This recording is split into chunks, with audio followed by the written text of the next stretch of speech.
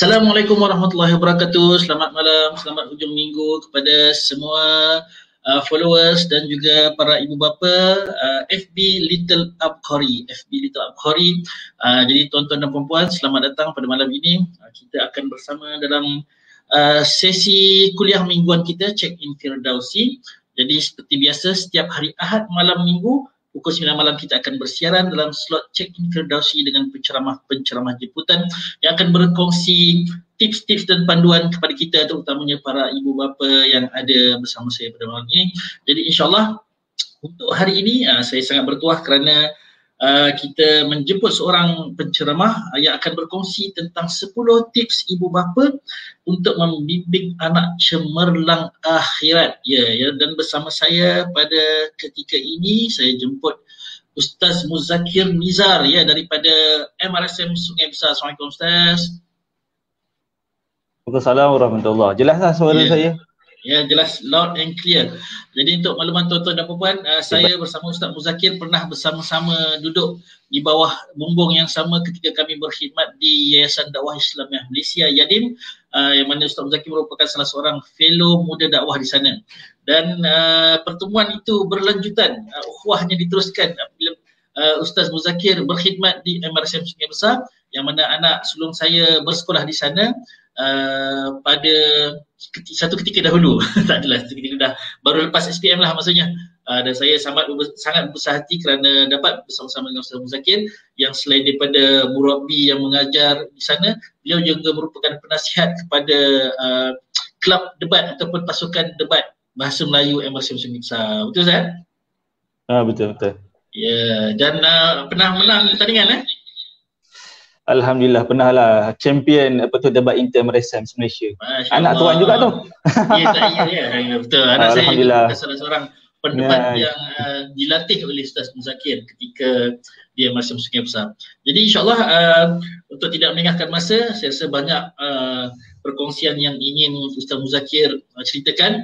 Jadi mungkin untuk pengetahuan Ustaz Muzakir juga yang menonton pada malam ini bukan sahaja terdiri pada ibu bapa pelajar tadika kami, mungkin juga ada ibu bapa lain yang turut serta ataupun follow FB kami, yang mana kami sering berkongsi tips-tips panduan bukan sahaja untuk mendidik anak kecil, anak tadika, termasuk juga anak-anak yang dewasa ataupun yang meningkat remaja. Jadi ini semua sebagai panduan kita bersama, dan yang ada anak tadika pun ada juga abang kakak dia kan. Jadi panduan-panduan sebegini sangat penting yang kami rasakan perlu dikongsi bersama, terutamanya pada para ibu bapa yang era digital sekarang ni, era norma baru sekarang ni, yang sangat perlukan panduan dalam mereka juga menjalani kehidupan sebagai ibu bapa, bekerja, ada yang work from home, sekarang ada yang dah mula bekerja di office dengan norma baru. Jadi banyak cabaran-cabaran mereka ini.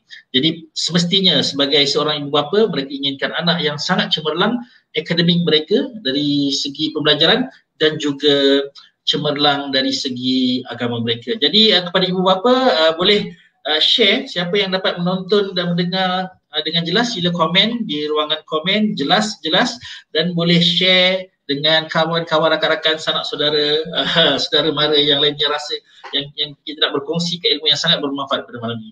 Jadi majlis dengan segala hormatnya mempersilakan Ustaz Muzakir Nizar daripada MRSM Ulul Albab Sungai Besar. Falyatafadhal mashkura. Baik, alhamdulillah, terima kasih kepada tuan moderator Cikgu Arif. Alhamdulillah rabbil alamin wa bihi nasta'in ala umuri dunya waddin. Wassalatu wassalamu ala asyrafil anbiya'i wal mursalin sayyidina Muhammadin wa ala alihi washabihi ajma'in.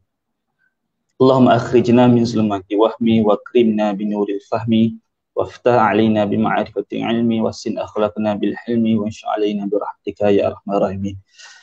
Terima kasih. Baik, kita nak cerita tentang 10 tips mendidik anak, melahirkan anak kita cemerlang di dunia dan di akhirat. Kalau kita tengoklah, ataupun tuan-tuan yang pernah jadi ibu bapa dan masih lagi menjawat jawatan sebagai seorang ibu ataupun seorang bapa, dah banyak dah tips sebenarnya. Kalau ikutlah pencamah-pencamah luar sampai kan, macam-macam tips. Tips psikologinya ada, tips dari sudut agamanya ada. Cuma untuk malam ni suka untuk saya share kepada semua penonton dan pendengar tips yang mana dia berdasarkan masalah-masalah yang berlaku dekat sekolah kebiasaannya lah. Yang mana kita boleh tengok dan kita boleh latih anak kita disebabkan masalah-masalah tu berlaku di peringkat menengah. Mungkin ada masalah-masalah tu kita mampu selesaikannya bermula di peringkat anak-anak kita masih lagi kecil. Senang cerita untuk tips malam ni, 10 tips kiranya kalau kita tengok A, B, C ni, A sampai I lah, kalau A sampai J tak silap saya. Jadi ada 10 tips daripada A, B, C sampai J, maka tips ni saya boleh share kepada tuan-tuan dan puan-puan sidang pendengar sekalian mengikut turutan bermula pada A iaitu mewakili angka 1 sehinggalah J, 10 tips. Okey, baik. Sidang pendengar dan penonton sekalian, kalau kita nak cerita tentang didikan ni, kita memang tak boleh lari dah dengan agama. Maka tips yang pertama adalah didikan agama tu kepada anak. Hari ni kita tahu yang kita mungkinlah untuk diri kita sendiri, kita tak adalah hebat sangat agama. Mungkin kita sekadar terima ataupun kita belajar agama waktu sekolah menengah, kemudian adalah kuliah-kuliah sikit. Tak macam ustaz-ustaz di sekolah ke ataupun di luar yang belajar ilmu agama yang mendalam. Jadi macam mana diri kita ni, kita nak sampaikan ilmu agama kepada anak kita? Ada dua cara. Satu, antara cara yang pertama dalam bab agama ni, kita nak bagi anak kita berjaya di dunia dan akhirat, yang mana kita tak boleh pisahkan dengan agama. Pertama sekali, apa yang kita tahu kita share kepada anak-anak kita. Walaupun walaupun anak kita kata, alah papa asyik benda ni cerita, banyak kot benda yang lain, hari-hari cerita pasal hadis tu, hari-hari cerita benda tu. Tapi tak apa, anak kita mungkinlah berumur hari ni, tapi sebenarnya bagus, dia akan ingat apa yang kita kata. Mungkin tak sekarang, 10 tahun akan datang. Dan dia akan buat kembali kepada anak dia. Kalau kita tengoklah macam mana, kalau kita cerita pasal agama lah, kita tengok pada Nabi Ibrahim lah, kisah yang paling famous dalam Al-Quran pun ada. Macam mana Nabi Ibrahim, dia train anak dia, sampaikan Nabi Ibrahim, kalau kita tengok dalam cerita korban, sampaikan Nabi Ismail kata tak ada masalah, satajiduni insya-Allah minas sabirin. Bila Nabi Ibrahim dia kata kepada anak dia, wahai anakku, sesungguhnya aku dapat satu mimpi, yang mana mimpi Nabi ni dia syariat, maksudnya dia ada satu bentuk persyaratan kena buat. Nabi Ibrahim disuruh untuk menyembelih anak dia. Tengok anak Nabi Ibrahim kata apa, ataupun tengok Nabi Ibrahim kata apa. Nabi Ibrahim pertama disebabkan ketakwaan, kehebatan dia, keagamaan dia, keimanan dia kepada Allah SWT. Apa dia cakap? Betapa baik kita tengok, macam betapa baiknya hubungan Nabi Ibrahim dengan anak dia. Dia tanya dulu anak dia, Nabi Ibrahim bagi tahu, fanzu maza tara, apa pandangan kau tentang mimpi aku tadi? Kemudian Nabi Ibrahim kata apa? Nabi Ibrahim kata, Nabi Ismail kata, satajiduni insya-Allah minas sabirin. Nabi Ismail kata, insya-Allah aku ni tergolong dalam golongan sabar. Bayangkanlah benda tu berlaku pada kita hari ni. Kita tak payahlah nak samakan dengan situasi Nabi Ibrahim yang kita pun akan sembelih anak kita, tak boleh. Jangan haraplah. Itu hukum tu khas untuk Nabi Ibrahim saja. Kita jangan buat tiba-tiba kita nak sembelih, tiba-tiba kita nak sembelih anak kita pula kan. Malam tadi papa ada mimpi. Alung kena sunat kali kedua. Jangan macam tu pula. Dia tak sama mimpi kita kan. Mimpi kepada Nabi ni dia syariat. Saya nak cerita tentang bagaimana Nabi Ibrahim bertakwa. Anak dia pun bertakwa. Jadi Nabi Ismail bertakwa. Tengok keturunan Nabi Ibrahim sampai ke Nabi Yusuf bertakwa. Sampai takwa tu disebabkan didikan cara beragama. Masalah yang kedua adalah, satu, kita mampu sampaikan agama itu kepada anak kita, tak ada masalah. Yang keduanya adalah kita hantar dia ke tempat agama. Jangan risau tentang dia nak jadi ustaz, tak boleh nak cari makan ke apa semua. Tak ada masalah. Yang penting didikan agama tu nombor satu sekali kita kena bagi kepada anak-anak kita. Itu baru A. Iaitu nombor satu A, agama. Yang keduanya adalah B, iaitu baik. Yang mana kita ni kena didik anak kita ni dengan cara yang baik, terbaik. Sama ada kita kena baik, rapat dengan orang, sama ada kita latih anak kita untuk rapat dengan orang ataupun baik dengan orang, ataupun kita sendiri yang melakukan kebaikan kepada anak-anak kita. Dahulukan dia dalam apa jua keadaan. Dalam tak semua situasi lah yang sesuai kan, ada situasi sesuai kita dahulukan dia. Jadi kita kena bina hubungan yang baik. Cuba kita tengok anak-anak kita.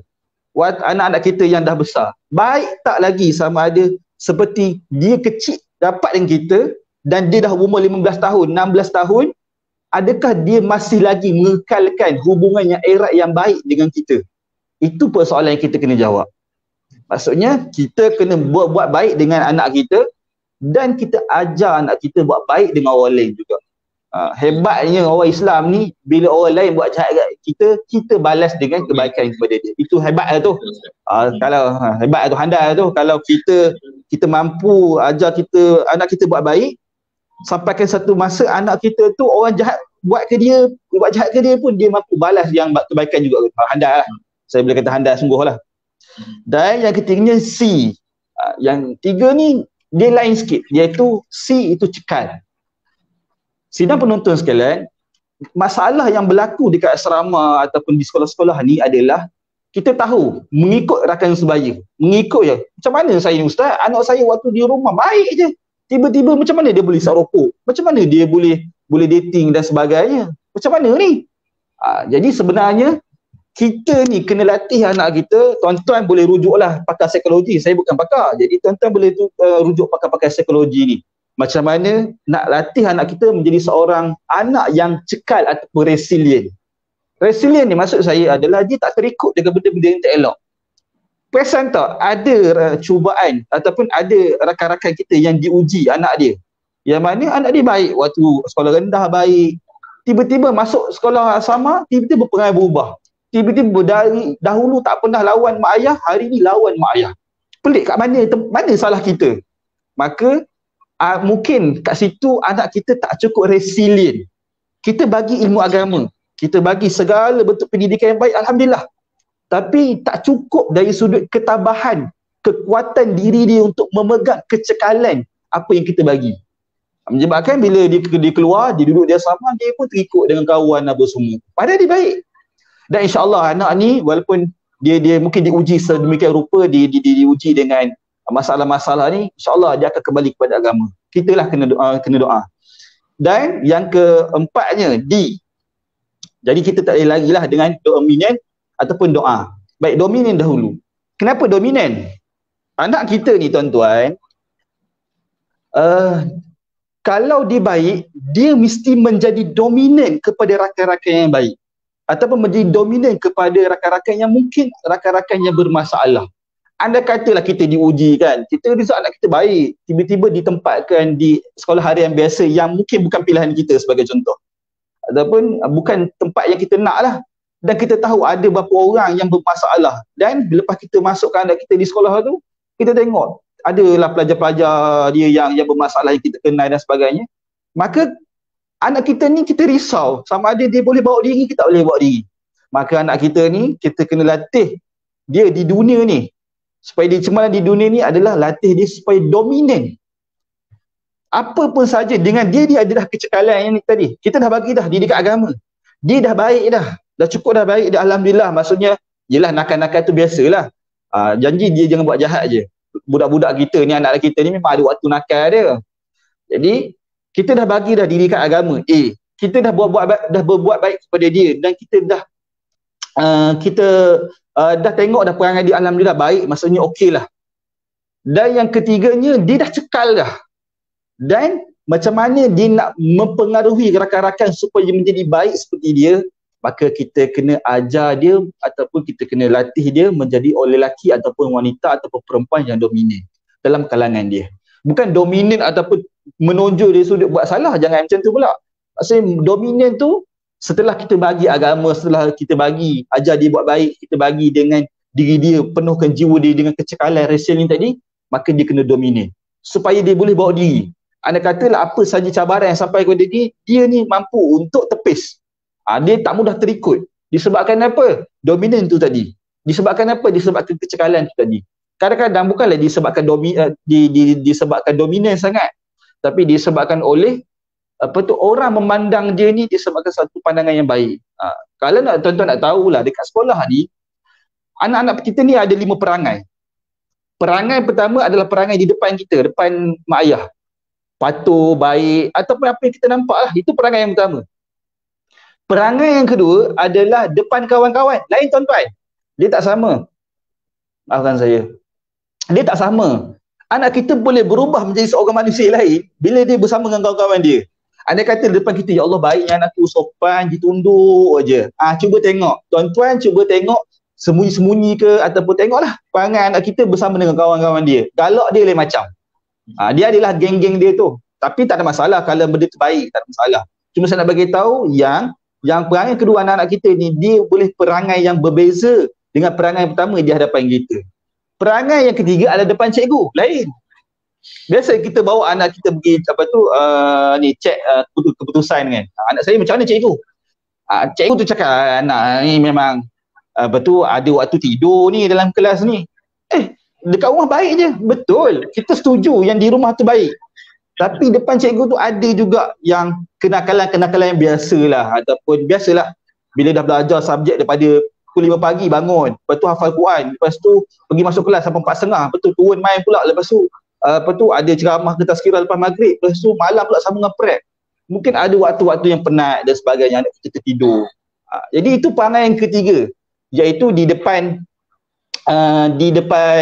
cikgu. Maksudnya pertama depan kita, kedua depan depan kawan-kawan, yang ketiga depan cikgu, yang keempat depan orang yang berlainan jantina dengan kita ataupun berlainan jantina dengan anak kita. Kalau anak kita lelaki, cuba tengok macam mana reaksi dia atau perangai di depan lainan jantina. Ada setengah anak-anak kita ni dia lain. Kadang-kadang ada nak menunjuk hero, tunjuk hero lah kalau dia lelaki kan. Menunjukkan dia, ada yang biasa je, ada yang okey, macam tu. Dia ada perwatakan. Dan benda yang kelima ni lah. Macam mana? Minta maaf tak jelas. Biasa anak lelaki ni kalau berjalan tunduk, tiba-tiba depan perempuan dia jalan tapi ada lain cara jalan. Yang kelima adalah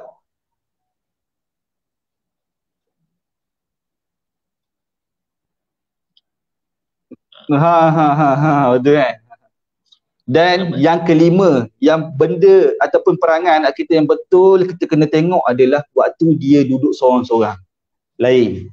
Minta maaf saya cakap kepada tuan-tuan perempuan yang mendengar ni, anak kita waktu dia duduk seorang-seorang, dia perangai dia lain. Maksudnya adakah diri dia duduk seorang-seorang tu adalah diri dia sebenar? Tak juga. Kesemua ni lah perangai anak kita. Kita pun macam tu. Kalau kita pun berhadapan dengan mak ayah kita, perangai kita mungkinlah berbeza sedikit. Dengan kawan-kawan kita mungkin kita ni kalau lelaki sama lelaki lain macam sikit. Kita pun dengan bini kita berbeza-beza perangai. Kita bercakap dengan kawan kita, boleh, handal, kemah. Tapi bila kita cakap dengan bini, bukannya kita ni lelaki, kita ni takut bini, tapi bini tu menakutkan. Macam tu. Maksudnya dengan bini kita pun kita bercakap dengan cara yang berbeza kan. Betul-betul. Okay, baik, itu yang keempat ataupun D. Yang kelimanya tuan-tuan, iaitu erat. Kita kena jaga silaturahim diri kita dengan anak-anak kita. Maksudnya silaturahim kita dengan anak-anak kita, silaturahim anak-anak kita dengan kawan-kawan dia. Sebab itulah ada dalam psikologi beritahu, kita jangan marah anak kita depan kawan-kawan dia. Sebab dia akan merendahkan diri dia. Itu banyak tu. Maksudnya dalam pecahan-pecahan ni, tuan-tuan sendiri boleh relate dengan apa yang tuan-tuan baca, tuan-tuan dengar ceramah-ceramah ataupun perkongsian daripada pakar-pakar. Maksudnya hubungan silaturahim tu, kita tahu anak kita mungkinlah keputusan peperiksaan dia tak memberasakan sangat, ataupun akademik dia mungkinlah tak cantik sangat, sebagai contoh macam tu. Jangan hina dia. Bawa tarik dia masuk bilik. Anak kita ada 5 orang. 5-5, betul? Nampaknya terputus ya Ustaz kita. Di MRSM Sungai Besar barangkali line tak berapa clear. Jadi kita akan menunggu Ustaz Muzakir untuk masuk kembali. Dan dalam masa yang sama, kepada para penonton, ibu bapa, saya rasakan ada juga di kalangan pelajar kot, sebab nampak ada FB dengan profil picture yang muda-muda remaja memberi komen. Jadi boleh bertanya soalan silakan bertanya soalan di samping share dan juga kongsikan FB live kita pada malam ini. Jadi mungkin boleh saya recap kembali. Kita baru masuk poin yang kelima.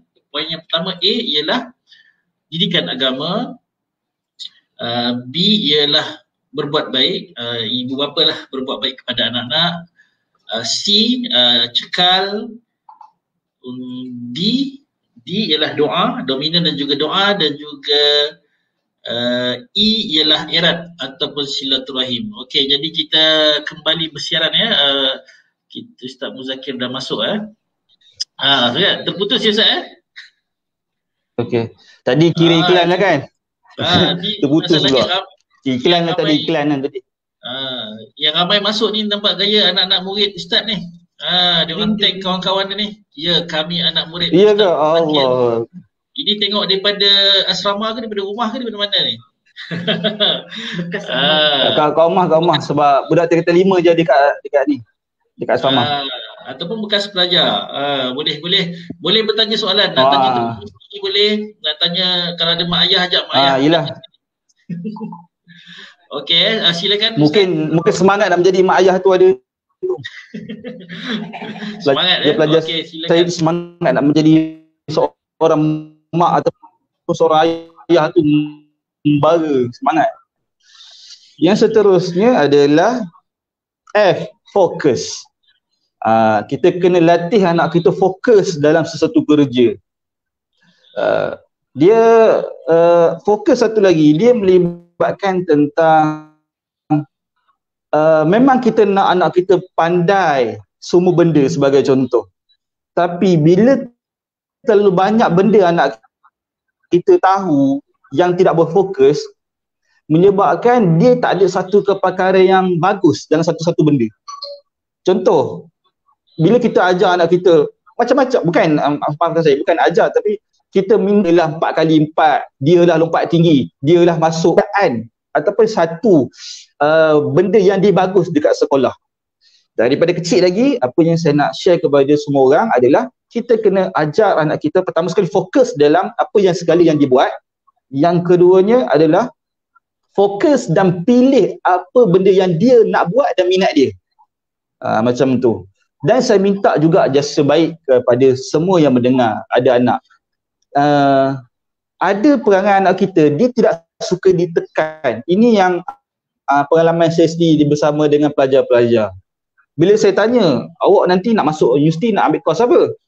Saya tak tahu lah Ustaz, saya minat bio, nak ambil medik, tapi mak ayah suruh jadi engineer.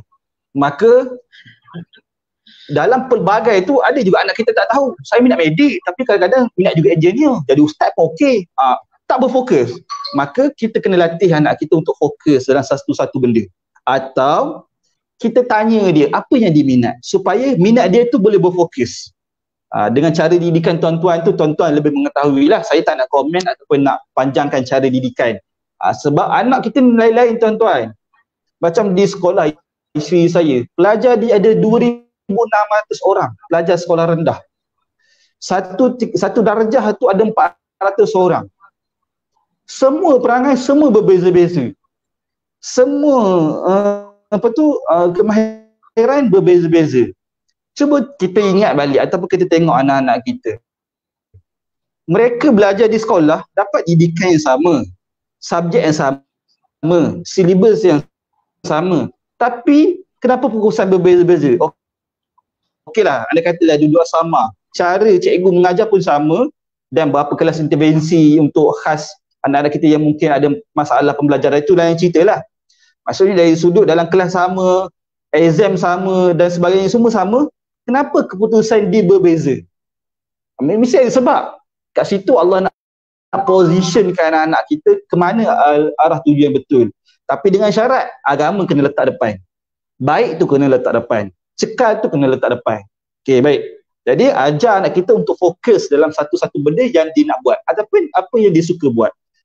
Yang seterusnya tuan-tuan, perempuan yang dirahmati Allah sekalian.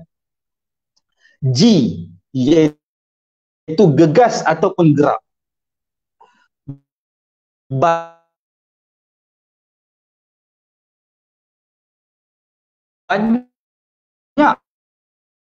yang ada di sekolah-sekolah ni tuan-tuan, ada anak yang pasif,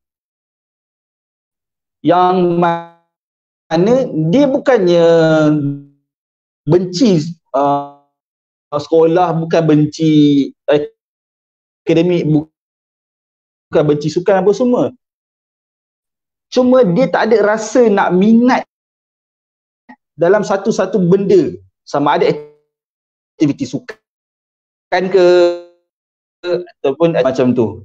Okey. Saya pun suka untuk baca Puan Aniza satu bab 4,000 macam mana lah Puan, 4,000 satu sekolah. Oh handal tu. Oh tu hujan lagi besar tu, dengan pack je kembali balik. Yang G ni gegas atau menggerak, maksudnya dia dah fokus nak anak kita ni aktif dengan apa yang disuka tu tadi. Ambil semua anak kita ni okey, sampai dia tak tahu mana yang dia patut fokus. Ya, kalau boleh anak kita ni boleh sampai peringkat international. Jadi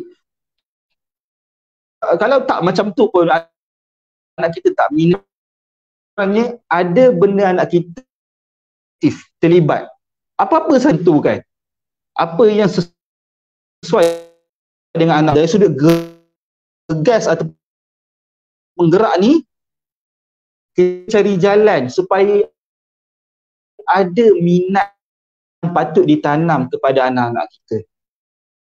Apa sahaja yang ada di sekolah. Kita tengoklah, tuan-tuan tengok anak tuan-tuan kecil-kecil bahaya. Contohnya kita bagi alat mainan buat apa semua tu kan, alatan masak ni. Mungkin itulah dia punya kecil. Ataupun dia tengok dia suka ni. Jadi kita kena tengok, kita kena ajar gegas, gerak. Buat benda apa-apa cepat. Buat, gegas, cepat dia. Yang seterusnya adalah H, iaitu harapan. Tak kala kita dah ajar semua benda ni kepada anak-anak kita, agamanya kita dah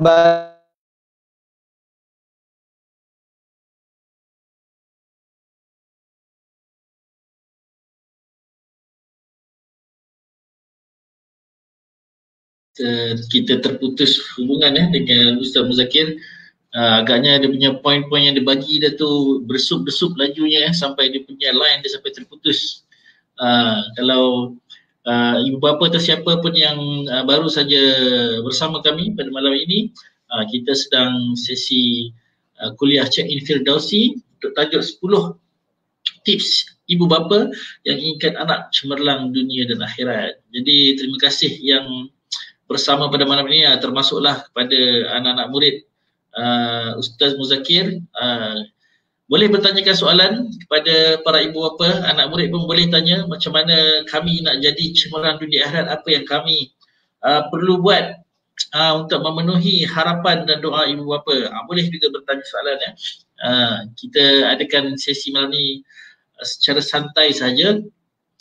Dan jangan lupa anak-anak murid Ustaz Muzakir dan juga mereka yang bersama saya malam ni, jangan lupa follow FB Little Up Khori dan juga turn on notification. Ya, sila follow FB Little Up Khori dan turn on notification, dan boleh juga follow Facebook MRSM Sungai Besar Official. Jika ingin melihat ataupun menyaksikan perkembangan terbaru daripada MRSM Ulul Albab Sungai Besar, bolehlah follow di bawah itu MRSM Sungai Besar Official untuk melihat aktiviti mereka, pengisian mereka. Barangkali ada ibu bapa yang merancang untuk memasukkan anak ke dalam MRSM yang biasa, MRSM yang Ulul Albab, MRSM GCSE pun tiada masalah. Boleh. Jadi boleh follow dan like FB MRSM Sungai Besar Official, dan juga follow dan like FB Little Up Khori dan juga turn on notification. Okey, baik, kita kembali bersama Ustaz Muzakir. Ada masalah lain kat sana? Guna wifi ke guna hotspot ke? Masalah saya pun tak tahu sebab saya dah guna satu wifi saya dah ada, hotspot pun ada, Lepas tu internet sendiri pun ada, saya dah ada 3 sumber internet saya, tiga-tiga problem. Ada pelajar jadi curi itulah wifi saya pun pelik kenapa jadi sampai macam tu kan. Okay, jelas tak suara saya setakat ni? Suara jelas tapi gambar tu lagging sikit. Itu tak tahulah sebab lepas tu quarters ni dia jauh daripada sekolah. Lepas tu bercakap pun saya dia delay sikit. Saya cuba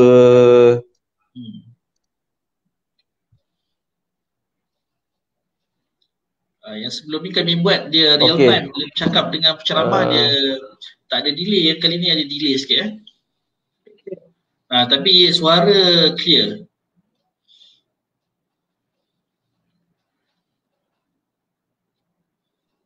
yang ni jelas. Suara jelas, gambar hilang sikit. Oh ya ke? Apa itu? Gambar jadi macam tu. Kira dapat dah. Alright. Ini ini clear. Baik. Kita sambung balik. Iaitu dalam yang seterusnya, yang ke-7 ke-8. Suara Ustaz tadi sekat.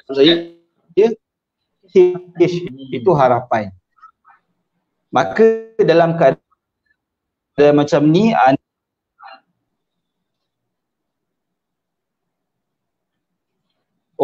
iya ke?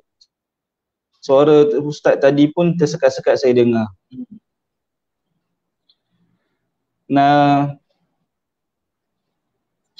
Setakat ni okey ke suara saya, Cikgu Arif? Sekarang okey. Ustaz sekarang tengah tengok guna StreamYard ke atau guna Facebook Live?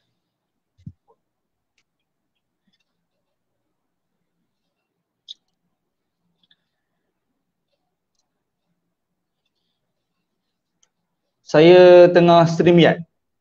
StreamYard Okey, tak apa, kita saya punya teruskan. Betul, wifi pun ada problem ni. Saya betul. Tapi suara jelas okey. Ya.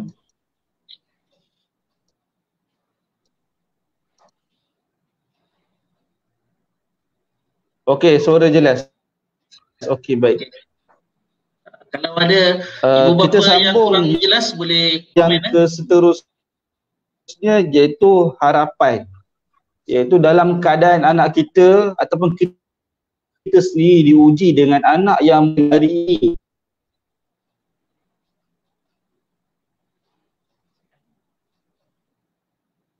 Sangkut lagi. Dalam tak kala kita kepada Allah. Dan harapan ni bukan sekadar harapan, kita kena doa. Dan kita kena usaha untuk ubah setakat mana yang kita mampu. Clear ke? Ada sangkut-sangkut sikit tadi.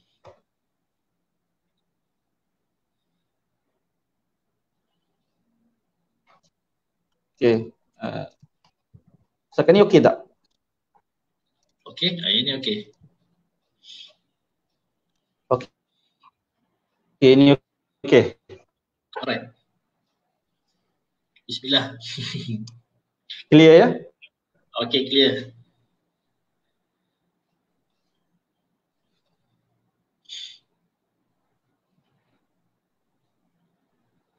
Okey, baik. Kita sambung balik.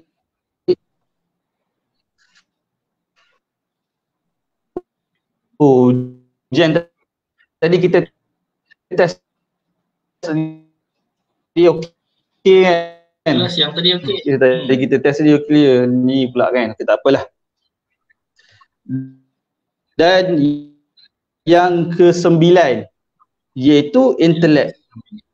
Yang mana intelek ni melibatkan tentang kita kena apa sahaja yang boleh merangsang macam mana. Dan kedua, dalam sangkut Ustaz, sangkut.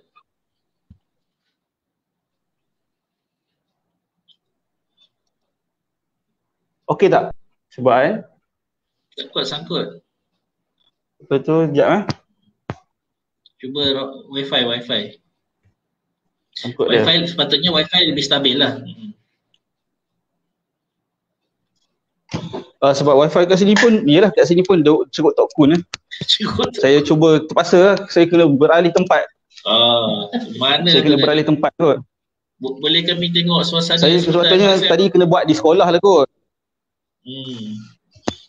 Tu nampak je macam tu kot. Yang ni jelas tak? Okey, waktu suara okey. Cubaan.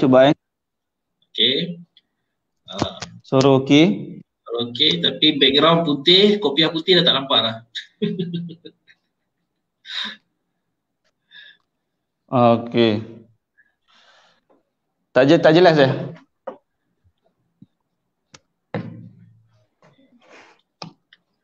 Okey, kita cuba ni dekat koridor ke kat Anjung ke mana ni? Ni dekat apa tu, dekat tengah rumah. Okey tak? Sebab biasa tadi tempat yang saya duduk, tempat tadi ada memang tempat spot yang terbaik lah line rumah saya ni. Tapi masih lagi tak okey. Biasa PDPR buat kat mana PDPR? PDPR buat kat situ lah. Maksudnya memang clear lah. Saya pun, yelah kita setakat ni clear tak? Barat daya bertiup ni. Okey, setakat ni okey? Okey, muka asalkan muka nampak lah kot. Boleh. Okey, ibu bapa pun kalau nak bertanya boleh bertanya ya, boleh komen soalan, kita boleh terus, Ustaz pun boleh terus jawab. Okey, silakan. Okey, baik.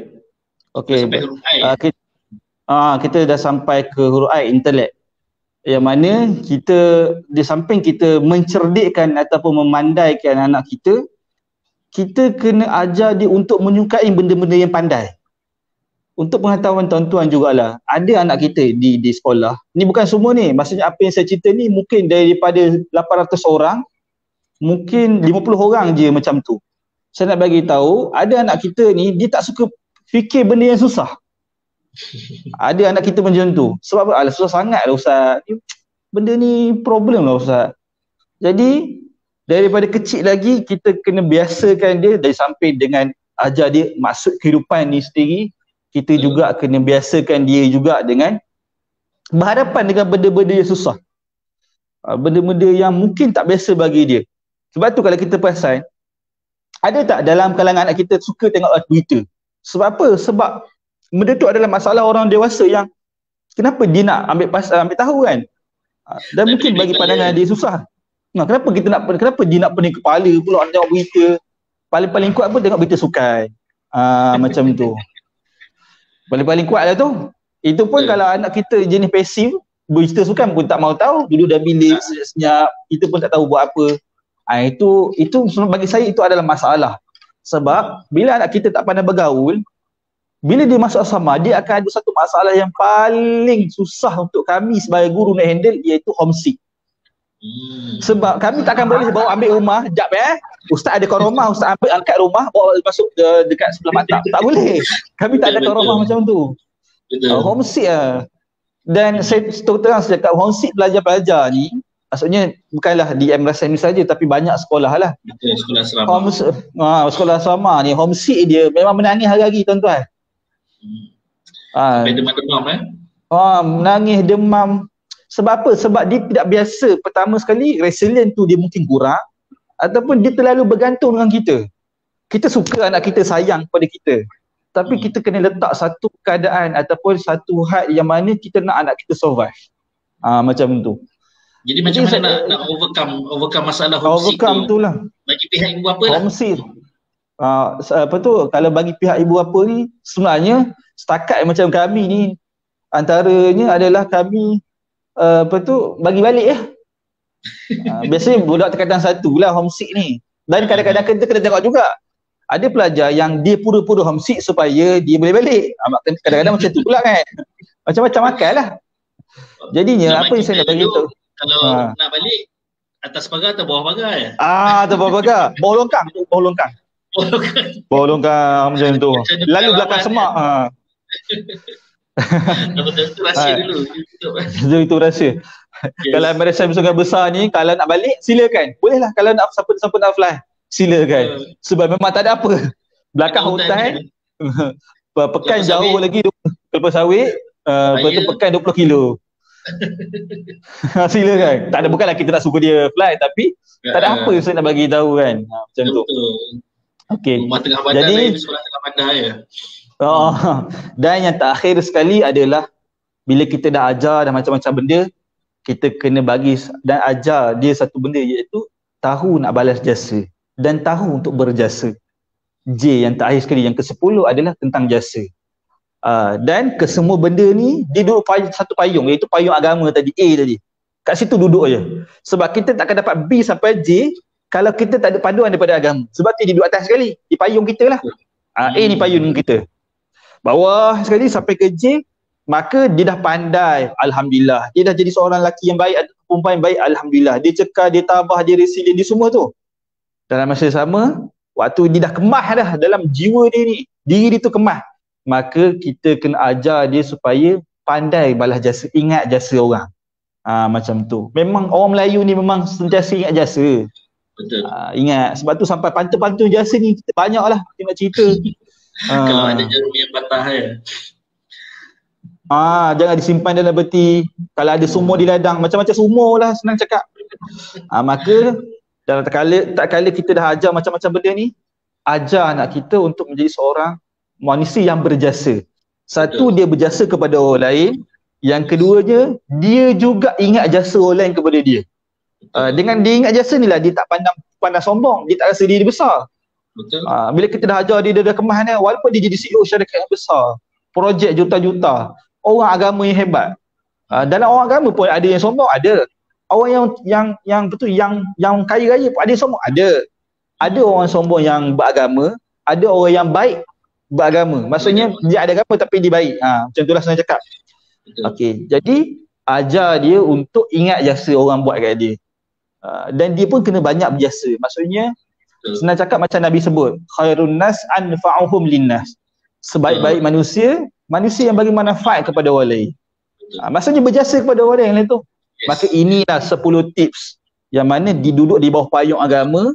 Kita buat semua ni insya-Allah. Tuan-tuan yang mencorakkan anak tuan-tuan. Tuan-tuan lebih mengetahui anak tuan-tuan perempuan macam mana. Cuma kena ingat, sebenarnya benda yang paling saya nak tekan adalah, pertama sekali agama tu kita tahu dah. Benda yang paling saya nak tekan adalah resilient. Resilient ni, boleh saya kata dalam satu sekolah tu tak ramai anak-anak kita yang resilient, yang dia tidak mempengaruhi orang lain dengan benda buruk, ataupun benda buruk tak mampu nak pengaruhi dia. Hak tu tuan-tuan, saya beritahu, kalau tuan-tuan ajar, alhamdulillah, anak tuan-tuan pergi campak mana-mana, dia boleh hidup, dia boleh survive. Jadi saya rasa itu sedikit sebanyak perkongsian saya 10 tips daripada A sampai ke J. Moga-moga dapat manfaat kepada siapa yang tengok, siapa yang dengar. Saya minta maaf sekiranya ada salah dan silap, dan saya kembalikan ruangan ni kepada Cikgu Arif sekiranya ada soal jawab. Terima kasih banyak kepada Ustaz Muzakir yang cukup cekal dan resilient dengan dugaan-dugaan internetnya. Jadi insyaAllah kita buka kepada soalan pada ibu bapa yang ingin bertanya, dan saya sangat seronok dengan pengisian malam ini sebab nasib baik kita minta 10, kalau minta 26 tips, kata satu alfabet tu semua lengkap daripada A sampai Z. Agaknya esok kita tidur lah, kita tidur depan laptop lah jawabnya. Kita sambung sampai esok ya. Sampai esok lah.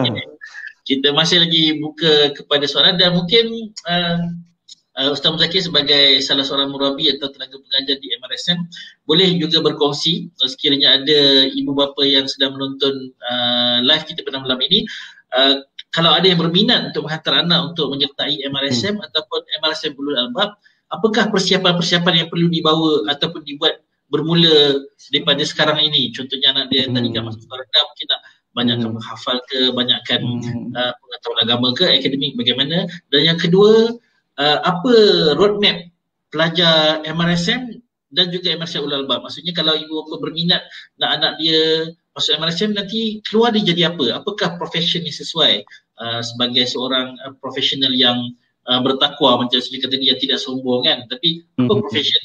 Maksudnya dia punya roadmap dia selepas belajar di MRSM. Silakan Ustaz. Baik, terima kasih kepada Cikgu Arif. MRSM ni di bawah MARA, betul, ataupun di bawah Kementerian Pembangunan Luar Bandar. Jadi MRSM ni dia ada jenis dia, lebih kurang 6 jenis lah. Dan salah satu program, nama dia program Ulul Albab, iaitu pelajar-pelajar ni silibus sama dengan MRSM lain, Cuma ada tambahan subjek bahasa Arab dan juga program Hifzul Quran ataupun hafazan Al-Quran. Jadi antara cara nak masuk MRSM ni adalah kita mohon permohonan mara lah untuk masuk MRSM bagi tingkatan 1, tingkatan 4 tak boleh untuk ni sebab dia kena bermula daripada tingkatan 1. Jadi mereka akan menduduki peperiksaan ataupun ujian berkomputer terlebih dahulu. Itu untuk ujian ni lah, ujian sains lah, sains dan matematik. Kemudian ada ujian hafazan. Dia ada dua keadaan. Satu, hafazan yang diberikan di rumah lagi sebagai contoh al-Muq dan sebagainya.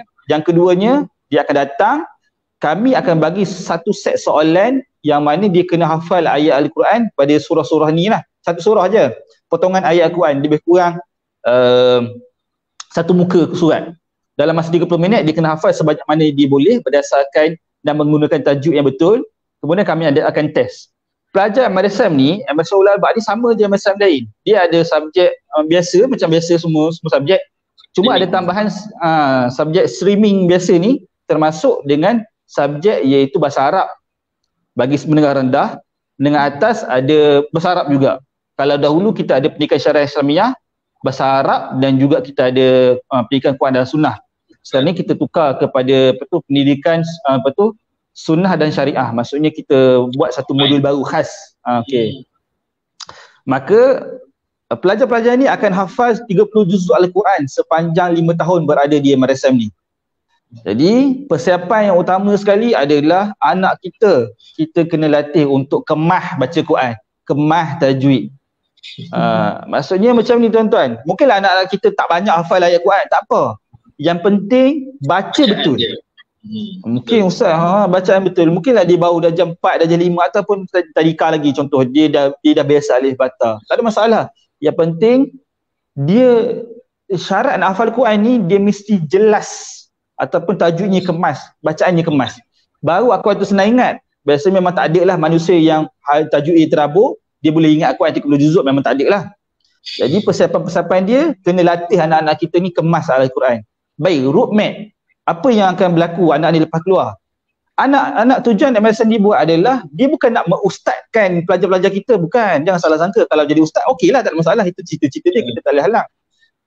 Biasa pandangan orang kata mesti Sungai Besar Ulul Albab mesti nak jadi ustaz. Tak. Mara punya cita-cita nak jadi orang hebat sains teknologi apa semua ni, tapi ada basic Al-Quran. Jadi doktor, boleh lead imam sembahyang jemaah. Macam itu tujuan dia. Maksudnya dia bawa agama tu. Tapi fokus dia adalah fokus sains dan teknologi lah. Sains dan matematik lah. Jadilah apa pun engineer. Tapi dia bawa apa? Roh Al-Quran. Itu yang tu yang kami nak lahirkan. Kalau tengah meeting mesyuarat ke, boleh pukul 4:30 ke boleh berhenti mesyuarat kejap, ajak CEO, ajak dia punya staff-staff dia. Betul, saya setuju. Sampai ke satu tahap kalau dia jadi CEO, kita berhenti sekejap, kita semayang, tak apa, bos yang jadi imam. Bos tu yang sebab apa? Bos daripada MSM Ulul Albab.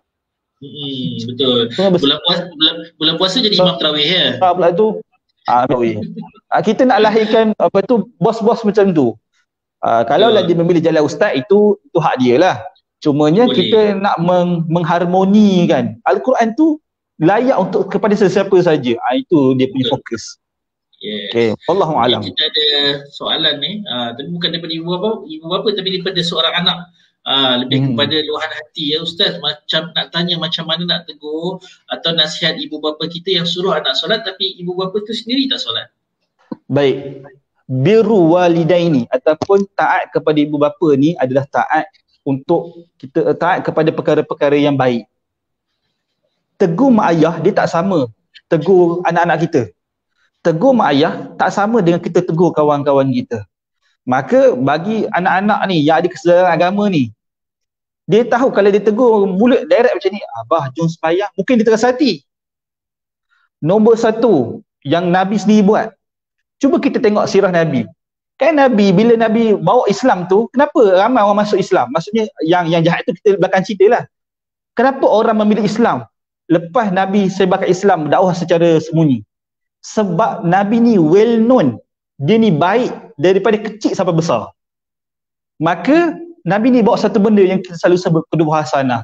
Kita ni tak mampu nak tegur mak ayah kita secara direct, kita semayang depan dia. Tak tegur, tak cakap apa-apa.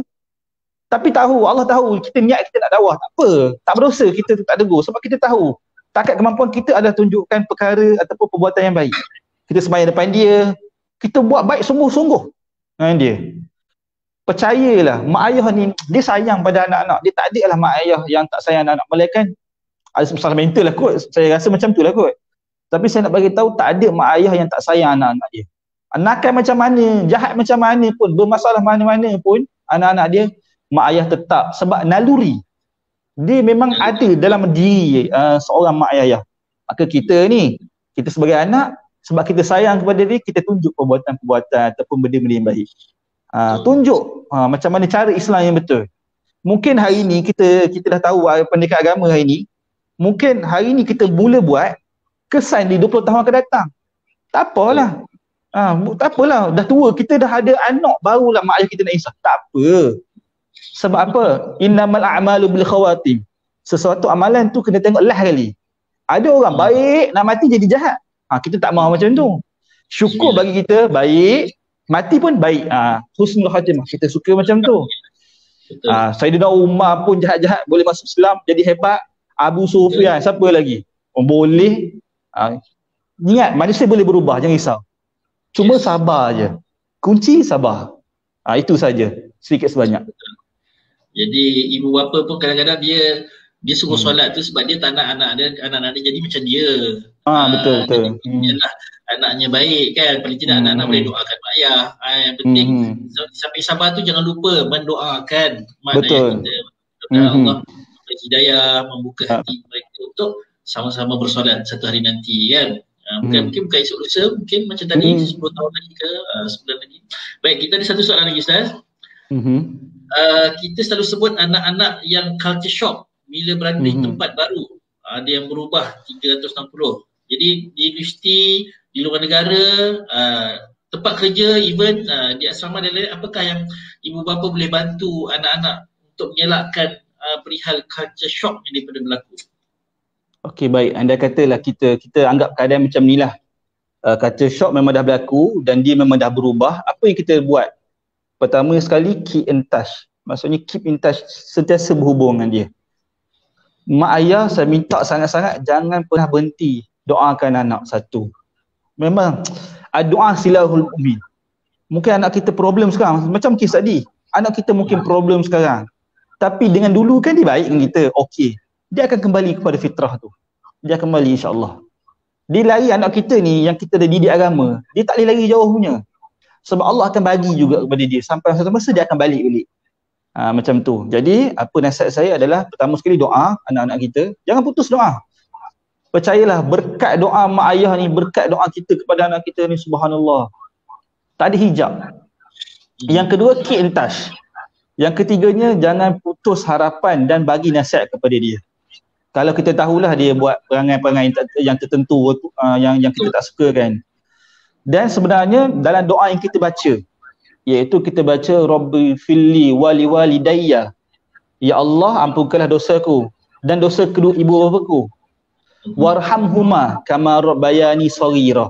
Dan kasihanilah mereka ataupun rahmatilah mereka sebagaimana mereka kasihani aku waktu aku kecil. Doa ni kalau kita baca dari sudut mafhum mukhalafah ataupun terbalik, macam mana kita sebagai seorang ibu bapa nak dapat rahmat Allah kalau kita tak sayang, ataupun kita nak dapat Allah kasihkan kepada kita tapi kita tak kasihkan anak-anak kita? Nampak tak? Rabbi fil lana dzunubana wa liwadaina warhamhuma.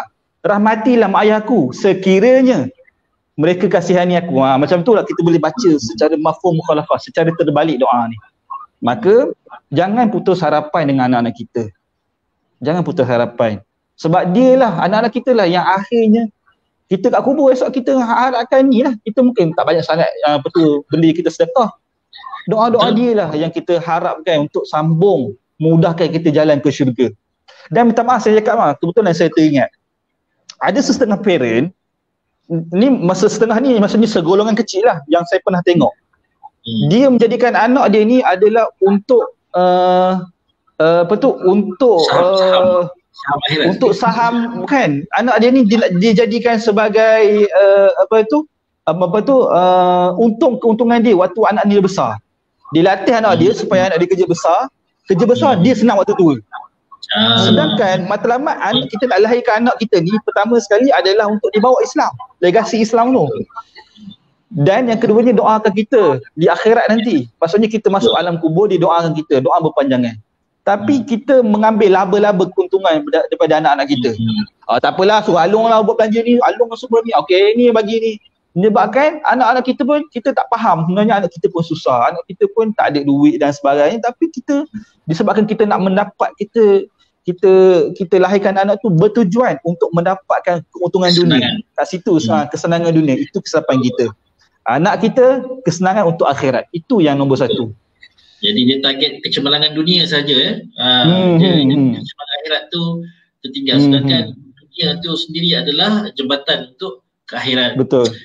Jadi ada ni ada seorang pelajar, bekas pelajar Ustaz tanya ni. Kalau anak-anak sakit hati dengan ibu bapa, apa yang anak boleh buat supaya action kami tidak menyinggung hati ibu bapa? Tu dia anak siapa ni? Tu tak tahulah apa dia ni tanya soalan lagu ni. Ni macam tu speaker je ni. Okey. Golongan. Apa yang kita buat yang supaya tak menyinggung? Buat macam biasalah. Kita pun tahu apa yang kita tahu, kita sebagai anak, kita tahu apa benda yang sensitif untuk mak ayah kita. Kita tahu. Setiap mak ayah ni berbeza sensitivity dia. Kita tahu. Dan ujian buat anak adalah bersabar dengan keburukan mak ayah. Allah seronok lah, betul parent dia tu dah lah kaya, harta banyak, lepas tu ada maid, lepas tu hidup senang, lepas tu tak ada orang nak marah-marah. Aku ni sikit kena buat kerja rumah. Percayalah buat kerja rumah tu waktu kita besar, kita boleh survive. Itu je tujuan dia. Itu salah satulah. Ada katalah, kita tak sempurna, bila kita besar, kita jadi mak ataupun ayah yang juga tak sempurna. Kita kena ingat tu. Dan kita memang akan dapat mak ayah yang tak sempurna. Sebab dia bukan Nabi. Maka kita kena terima. Maafkan selalu mak ayah kita. Tak kala mak ayah kita doa kita hari-hari, ya Allah bagilah Along berjaya SPM, ya Allah Along betul tak pandai sangat, mudahkanlah urusan. Takkanlah kita betul tak boleh nak doakan dan maafkan kesalahan-kesalahan dia. Kalaulah kita nak bandingkanlah, kita ambil mak ayah kita ni sayang kita sampai dia tak cerita, okey Along mai sini jap, okey hari ni Along ada buat 100 kesalahan dengan baba bersama. Ayah kita tak buat macam tu. Okey hari ni ada 3 kesalahan besar, dalam 2 minit lepas Along dah buat tambah lagi 3. Mak ayah kita tak ungkit sampai level macam tu, menyenaraikan hari-hari kesalahan kita. Kalau malaikat yang cantik tu, maka disebabkan kesabaran mak ayah kita tak mencatat ataupun tak rekod kesalahan-kesalahan kita dan maafkan kesalahan-kesalahan kita, apa salahnya kita maafkan mak ayah kita yang tak sempurna juga. Moga-moga kita pun dapat anak yang memaafkan kita juga dalam keadaan kita mungkin kita buat silap secara sengaja ataupun tak sengaja. Bersabarlah, besar pahala dia. Menyentuh soal apa tadi, kita maafkan anak supaya maafkan mak ayah kita supaya anak kita maafkan kita. Contoh macam Ustaz kata mafhum mukhalafah tadi. Ini saya nak tanya tentang biasanya orang kata hukum karma ni. Kalau kita buat jahat kat mak ayah kita, nanti anak-anak kita akan buat jahat kat kita balik. Apa pandangan Ustaz ataupun pandangan dari sudut pandangan Islam tentang hukum karma ni Ustaz? Okey, baik, saya tak pernah lah tengok hadis yang tentang hukum karma ni. Maksudnya cumanya buat baik dibalas baik, buat buruk dibalas buruk. Maksudnya benda tu disebabkan terlalu banyak biasa berlaku. Mungkin itulah pengajaran dan ujian Allah kepada kita. Kita mungkin ada buat silap dengan parent kita, kemudian anak kita buat benda yang sama kita buat kepada mak ayah kita dulu sebagai contoh macam tu, na'udzubillah lah kan. Maka disebabkan banyak macam tu, pertama kita tak boleh anggap benda tu memang hukum karma. Dan yang kedua, kita tahu setiap daripada apa saja ujian yang Allah bagi itu, kalau kita bersabar kita jadi soleh, kalau kita tak jadi sabar kita akan bermasalah lah, ataupun kita menjadi orang yang tergolong dan golongan yang tidak sabar lah. Maka kalau anda katalah berlaku benda tu kepada diri kita, sebenarnya Allah nak bagi kita satu benda. Oh macam ni rasanya aku buat dulu, maka aku kena berubah. Tu tujuan dia, supaya kita berubah. So hukum karma ni wallahualam, saya tak pernah jumpa hadis. Mungkinlah sahabat-sahabat ada jumpa hadis kata anda sekiranya manusia ni buat macam ni kepada orang ni, dia akan dibalas begitu juga. Cuma ada hadis lah cerita tentang yang barang siapa yang saya lupa dah mafhum hadis tu. Senang cakap, barang siapa yang dia dia kutuk orang buat sesuatu dosa tu, dia tak akan mati melainkan dia juga akan terlibat sama. Maksudnya akan buat. Maksudnya dia mengungkit atas dosa orang yang telah Allah ampunkan.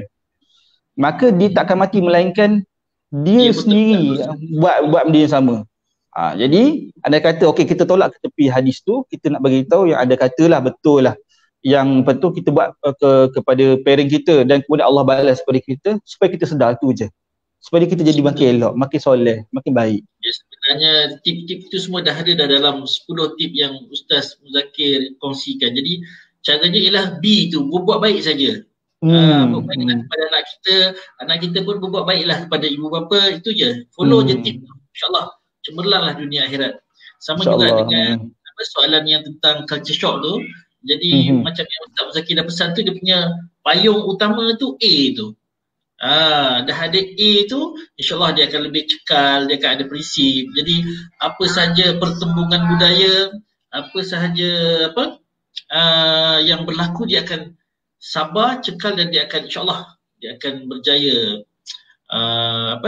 menghadapi segala cabaran-cabaran ataupun kejutan-kejutan budaya di mana saja mereka berada. Jadi insyaAllah kita beri ruang lagi jika ada ibu bapa ingin bertanya ataupun anak-anak yang sedang menonton ingin bertanya, kita bagi ruang sedikit lagi sebab tajuk malam ni sangat menarik, sebab berlaku pertanyaan daripada dua belah pihak. Betul. Dua belah pihak bertanya ni. Itulah sebabnya bila jemput Ustaz penasihat debat ni dah jadi ada macam sidang pula kan. Kena ada pencadang dan pembangkang rupanya.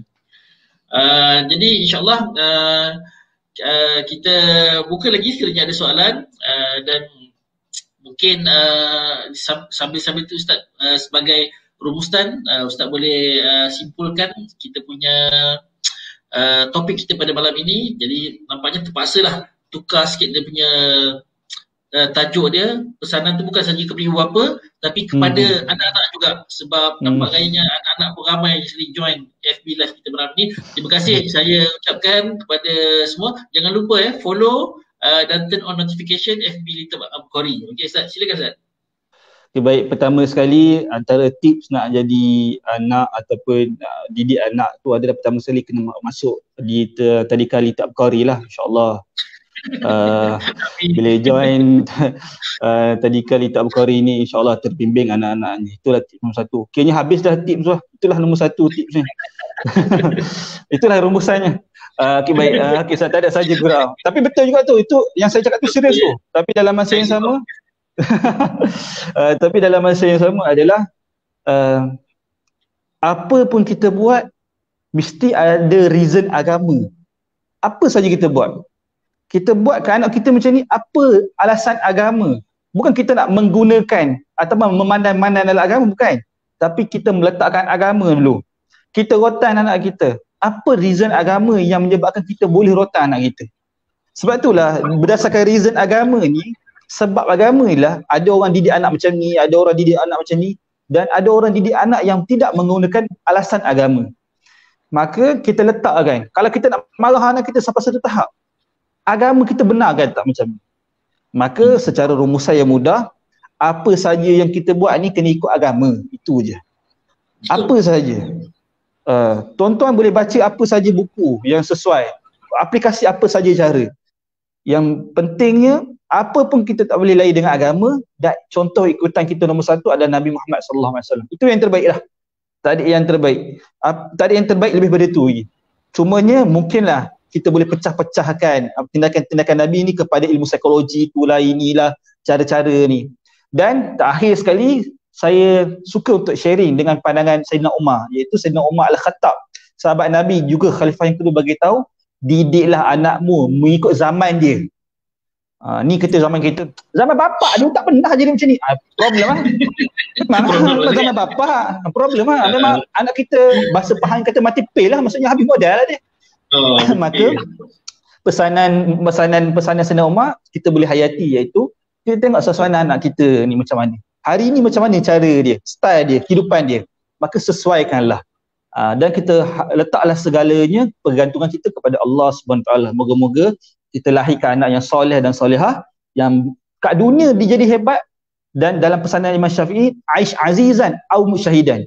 Di dunia dia betul hidup dalam keadaan hebat dan mati dalam keadaan bangga, maksudnya dalam keadaan hebat juga. Wallahu alam. Terima kasih. Assalamualaikum warahmatullahi wabarakatuh. Terima kasih atas jemputannya. Itu lagu Brothers tu yang last kali tu. Belum Brothers. Betul. Aish azizan au syahidan. Hidup dengan betul dengan hidup dengan mulia. Betul, ataupun mati dalam keadaan syahid. Maksudnya mati mulia lah tu syahid tu. Aish azizan. Aish azizan. Hidup mulia, mati syahid. Macam tu. Jadi terima kasih banyak kepada yang berbahagia Ustaz Muzakir. Rantawi itu bermaksud dia Ustaz? Rantawi itu saya membesar di Rantau Perintis, kampung saya. Kampung yang inilah. Jadi Rantawi itu merujuk pada rantau Perintis. Kalau letak Rantau Perintisi macam taman. Taman. Di mana tu? Negeri mana? Apa tu di Pahang, di Jengka. Di Jengka. Di Jengka. Itulah ingatkan Rantau Panjang Kelang ke, Rantau Panjang Kelantan ke, Rantau Negeri Sembilan ke, tak ada bunyi Negeri Sembilan pun kan. Sekarang cakap Pahang keluar tadi, koi. Aduh. Sebaik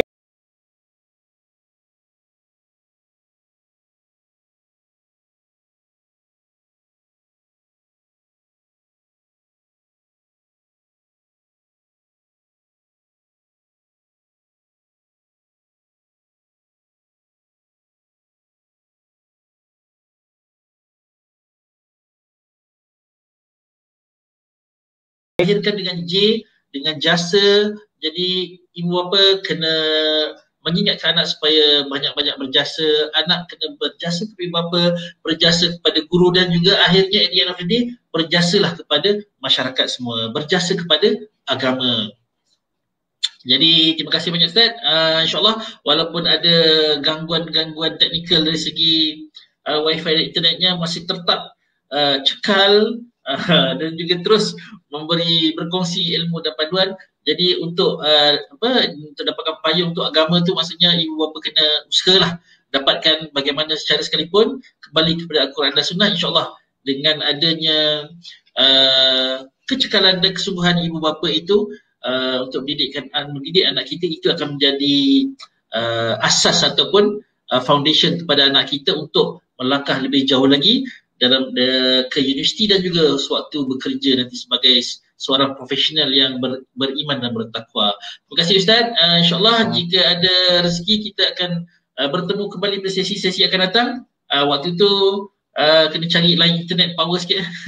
InsyaAllah. Duduk kat sekolah. Nanti kita set nanti. Mungkin ada tajuk-tajuk lebih menarik. Kita sambung daripada huruf K sampai huruf T pula lepas ni. Okey, baik. Terima kasih banyak semua yang hadir. Terima kasih yang like, follow. Jangan lupa boleh follow Facebook MRSM Sungai Besar Official, yang mana berhajat nak menghantar anak ke MRSM. Baru je keluar keputusan. Nampaklah dalam Telegram SBP MRSM tu ada yang diterima tahniah, ada yang tak dapat. Boleh terus rayuan. Ustaz Muzakir kata terus buat rayuan. InsyaAllah ada rezeki boleh berjumpa Ustaz Muzakir di MRSM Ulama Sungai Besar.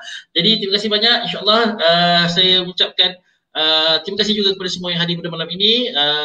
Terus like dan follow FB Lita Bukhari dan juga FB MRSM Sungai Besar Official. Dan insyaAllah kita berjumpa pada hari dan masa yang sama minggu hadapan untuk sesi check-in Firdausi. Terima kasih Ustaz. Terima kasih semua. Saya sudahi dengan Assalamualaikum warahmatullahi wabarakatuh.